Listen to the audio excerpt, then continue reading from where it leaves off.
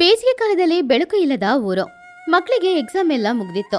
March 30ನೇ ತಾರೀಕು ಮಕ್ಕಳಿಗೆ ಆ ದಿನದಿಂದ ಸಮ್ಮರ್ ಹಾಲಿಡೇಸ್ ಬಿಟ್ಟಿದ್ರು. ವರ್ಷ ಇಡೀ ಓದಿ ತುಂಬಾನು ಕಷ್ಟಪಡ್ತಾ ಇದ್ದ ಮಕ್ಕಳಾದ ಬುಜ್ಜಿ, ಬನ್ನು, ಚಿನ್ನು 3 ಜನಕ್ಕೂ ಕೂಡ ಸಮ್ಮರ್ ಹಾಲಿಡೇಸ್ ಕೊಟ್ಟಿದ್ರಿಂದ ಅವರೆಲ್ಲರೂ ತುಂಬಾನು ಸಂತೋಷವಾಗಿ ಮನೆಗೆ ವಾಪಸ್ ಬಂದ್ರು. ಮಾರ್ಚ್ 31ನೇ ತಾರೀಕು ದಿನ ರಾತ್ರಿ 8 ಗಂಟೆಗೆ ಬುಜ್ಜಿ, ಬನ್ನು, ಚಿನ್ನು 3 ಜನನು ಒಂದು ಮರದ ಕೆಳಗಡೆ ಕೂತ್ಕೊಂಡು ಸಮ್ಮರ್ ಹಾಲಿಡೇಸ್ ಅಲ್ಲಿ ಏನ್ ಮಾಡೋದು ಅಂತ ಡಿಸ್ಕಸ್ ಮಾಡ್ತಾ ಇದ್ರು. ಅವರ ತಾಯಿಯಂದಿರು 3 ಜನ ಕೂಡ ಅವ್ರ ಪಕ್ಕದಲ್ಲೇ ಇದ್ರು. ಹಬ್ಬ, ಎಷ್ಟೊಂದು ನೆಮ್ಮದಿಯಾಗಿದೆ.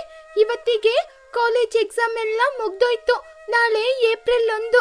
ನಾಳೆಯಿಂದ ನಮಗೆ ರಜೆ ದಿನ. ನಾಳೆ ಬೆಳಿಗ್ಗೆ ಯಾವಾಗ ಆಗುತ್ತೆ ಅಂತ ಅನ್ಸುತ್ತೆ. ಬೆಳಿಗ್ಗೆ ಎದ್ದು ಆಟಾಡ್ಬೋದು. ಹೌದು ಬುಜ್ಜಿ, ನನಗೇನು ತುಂಬಾ ಸಂತೋಷ ಆಗ್ತಿದೆ. ನಾಳೆ ಬೆಳಿಗ್ಗೆಯಿಂದ ಬೇಗ ಎದ್ದು ಕ್ರಿಕೆಟ್ ಆಡ್ಲಿಕ್ಕೆ ಗ್ರೌಂಡಿಗೆ ಹೋಗ್ಬೇಕು. ಆಮೇಲೆ ನಾಳೆ ಮಧ್ಯಾಹ್ನ ಬಿಸಿಲಿನ ಸಮಯದಲ್ಲಿ ಆಲದ ಮರದ ಕೆಳಗೆ ಕೂತ್ಕೊಂಡು ಲೂಡೋ ಆಟ ಆಡ್ಬೇಕು. ಆದ್ರೆ ನಾನ್ ಮಾತ್ರ ನಾಳೆಯಿಂದ ಪ್ರತಿದಿನ ಬೆಳಿಗ್ಗೆ 10 ಗಂಟೆಗೇನೆ ಎದ್ದೇಳೋದು. 10 ಗಂಟೆಗೆ ಎದ್ದು ತಿಂದು ಮಲಗುವ ತನಕ ಆಟ ಆಡ್ಕೊಂಡೇ ಇರದೆ.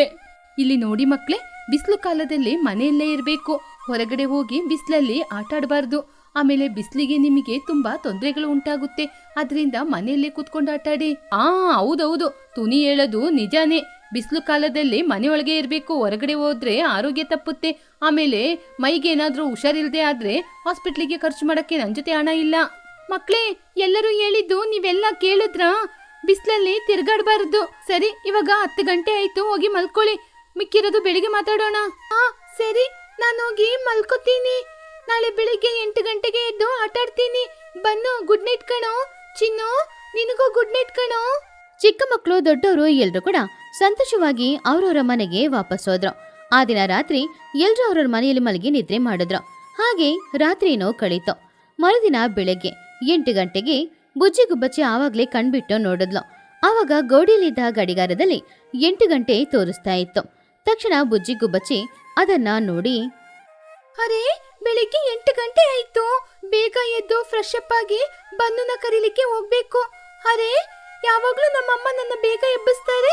ಇವತ್ತು 8 ಗಂಟೆ ಆದ್ರೂ ಕೂಡ ಇನ್ನೂ ಎಬ್ಬಿಸ್ಲೇ ಇಲ್ಲ. ಬುಜ್ಜಿ ಮಂಚದಿಂದ ಕೆಳಗಡೆ ಇಳಿದು ಮನೆಯಿಂದ ಹೊರಗಡೆ ಹೋಗಿ ನೋಡಿದ್ಲು. ಆವಾಗ ಆ ದೃಶ್ಯವನ್ನು ನೋಡಿದ ಅವಳಿಗೆ ತುಂಬಾನೇ ಆಶ್ಚರ್ಯವಾಯ್ತು. ಯಾಕಂದ್ರೆ ಹೊರಗಡೆ ಬೆಳಕೆ ಇಲ್ಲ, ತುಂಬಾನೇ ಕತ್ಲಾಗಿತ್ತು. ರಾತ್ರಿಯ ಸಮಯ ಸೂರ್ಯನ ಬೆಳಕಿಲ್ಲದೆ ಹೇಗೆ ಕತ್ಲಾಗಿರುತ್ತೋ ಇವಾಗ ಕೂಡ ಅದೇ ರೀತಿ ತುಂಬಾ ಕತ್ಲಾಗಿತ್ತು. ಆದ್ರೆ ನೋಡಿದ ಬುಜ್ಜಿ ತುಂಬಾ ಆಶ್ಚರ್ಯದಿಂದ, ಅರೆ, ಏನಿದು? ಬೆಳಿಗ್ಗೆ 8 ಗಂಟೆ ಆದ್ರೂ ಕೂಡ ಹೊರಗಡೆ ಯಾರು ಕೂಡ ಇಲ್ಲ. ಒಂದು ವೇಳೆ ಟೈಮ್ ಆಗದೆ ನಾನೇ ಟೈಮ್ ಆಯ್ತು ಅಂತ ಎದ್ದು ಬಂದ್ಬಿಟ್ನಾ?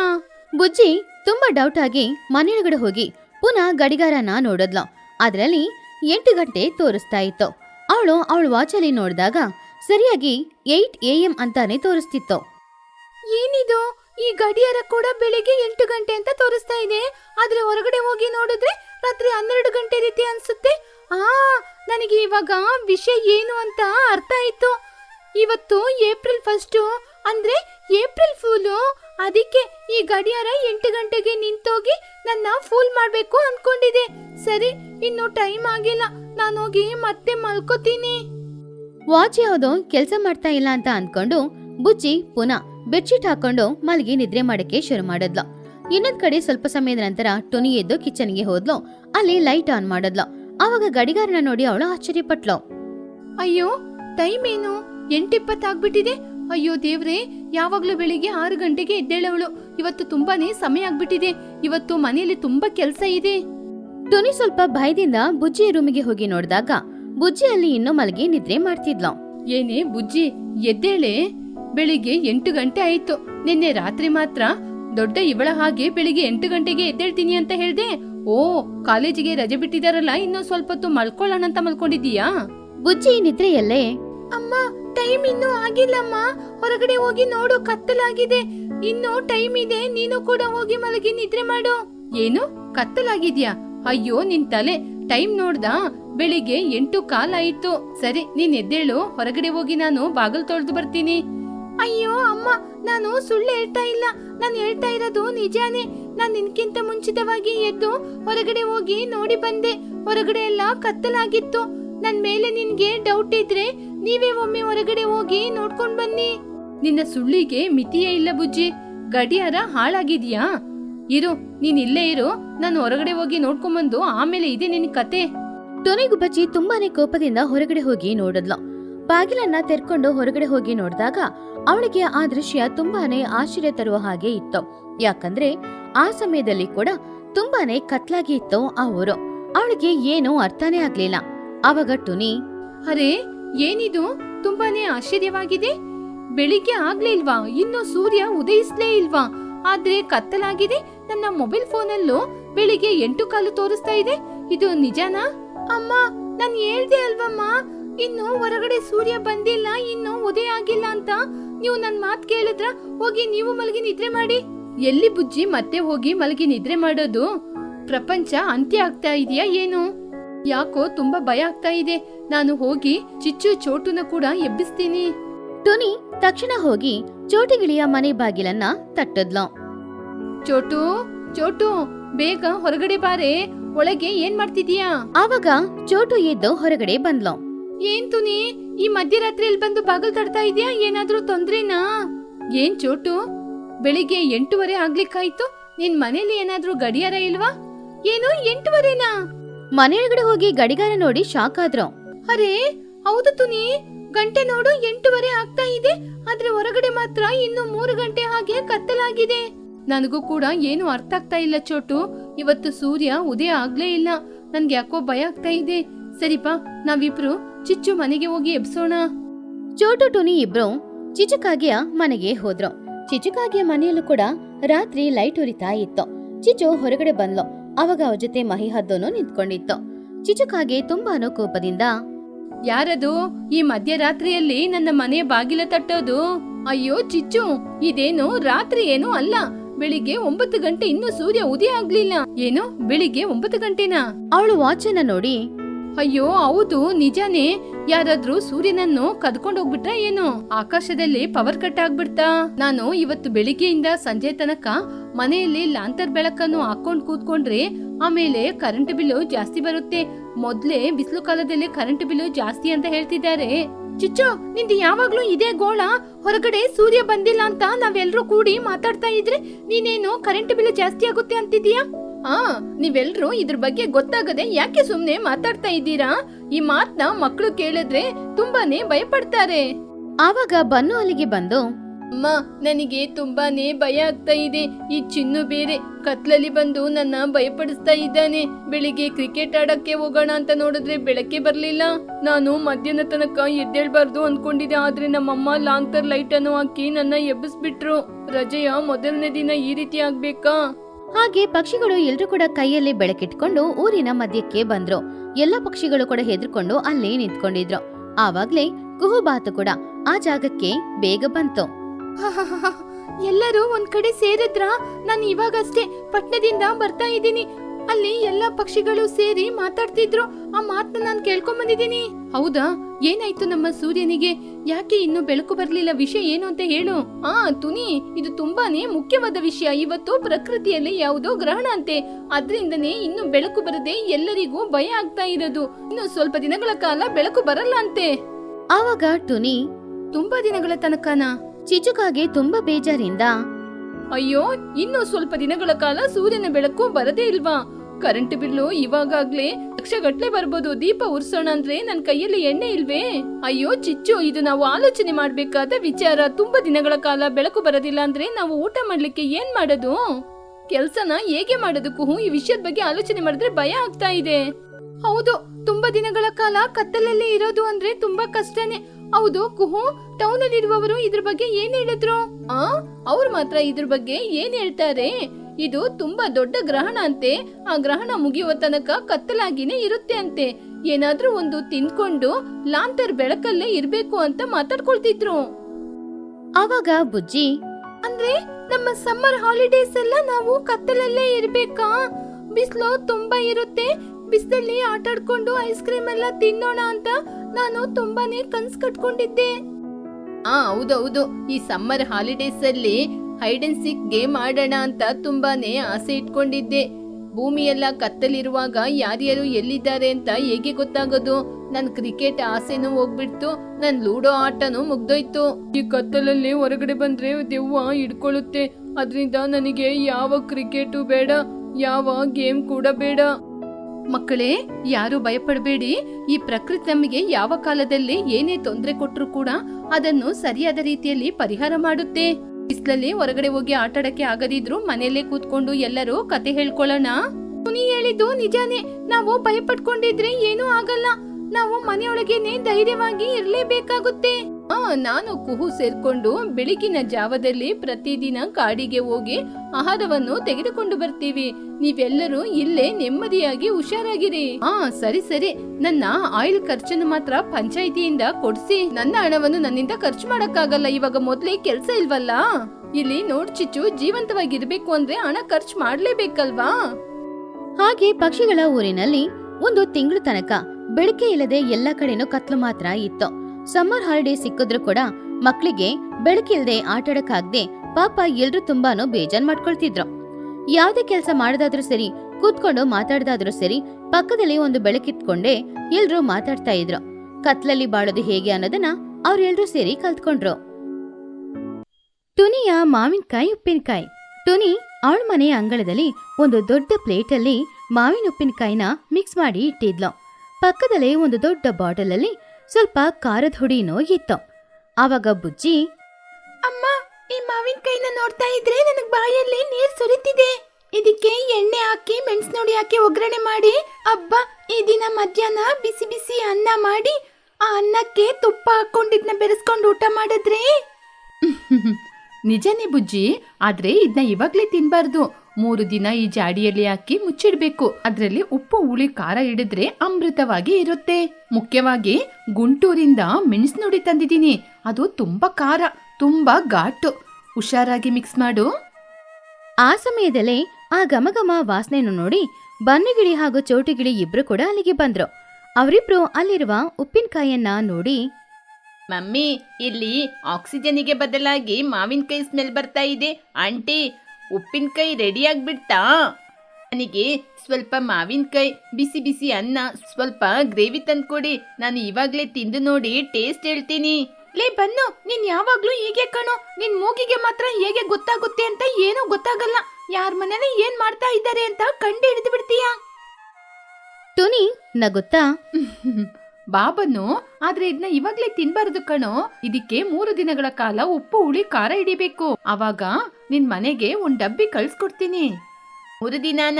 ಆಂಟಿ, 3 ನಿಮಿಷ ಕೂಡ ನನ್ನಿಂದ ಇರಕ್ಕಾಗಲ್ಲ. ಸರಿ, ಆ ಪ್ಲೇಟಲ್ಲಿ ಇದೆ ಅಲ್ಲ, ಆ ಗ್ರೇವಿ ಆದ್ರೂ ಒಂಚೂರು ನಂಗೆ ಕೊಡಿ. ಒಂಚೂರು ರುಚಿ ಹೇಗಿದೆ ಅಂತ ನೋಡ್ತೀನಿ. ಬನ್ನು ಆ ಮೆಣಸಿನ ಹುಡಿನ ಮುಟ್ಟಿ ನೋಡ್ಬೇಕು ಅಂತ ಹತ್ರ ಹೋದಾಗ ಚೋಟಿಗಿಳಿ ತಕ್ಷಣ ಅವನನ್ನ ತಡೆದ್ಲು. ಅಯ್ಯೋ ಬನ್ನು, ಬೇಡ ಕಣೋ. ಅದು ಉಪ್ಪಿನಕಾಯಿ ಅಲ್ಲ, ಪ್ಯೂರ್ ಖಾರ ಹುಡಿ. ಅದು ನಾಲಿಗೆ ಮೇಲೆ ಬಿದ್ರೆ ನಿನಗೆ ಈ ಸಮ್ಮರಲ್ಲೇ ದೀಪಾವಳಿ ನೆನಪಿಗೆ ಬರುತ್ತೆ. ಹೊಟ್ಟೆ ಒಳಗೆ ಎಲ್ಲ ಉರಿಯುತ್ತೆ. ಅದನ್ನ ಮುಟ್ಬೇಡ.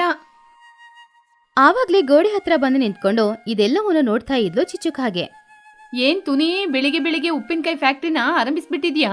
ನಮ್ ಮನೆ ತನಕ ಸ್ಮೆಲ್ ಹಾಗೆ ಬರ್ತಿದೆ. ಹೌದು ಚಿಚ್ಚು, ತುನಿ ಉಪ್ಪಿನಕಾಯಿ ಹಾಕ್ತಿದ್ದಾಳೆ. ನೀನ್ ಯಾವಾಗ ಹಾಕ್ತೀಯಾ? ಚಿಚ್ಚು ಹೆಮ್ಮೆಯಿಂದ, ನಾನು ಆ ರೀತಿ ಕೆಲಸ ಎಲ್ಲ ಮಾಡೋದಿಲ್ಲ. ಆ ಖಾರ ಮಾತ್ರ ನಾನು ಮುಟ್ಕೊಂಡ್ರೆ ಆಮೇಲೆ ನನ್ನ ಸ್ಕಿನ್ ಎಲ್ಲ ಹಾಳಾಗುತ್ತೆ.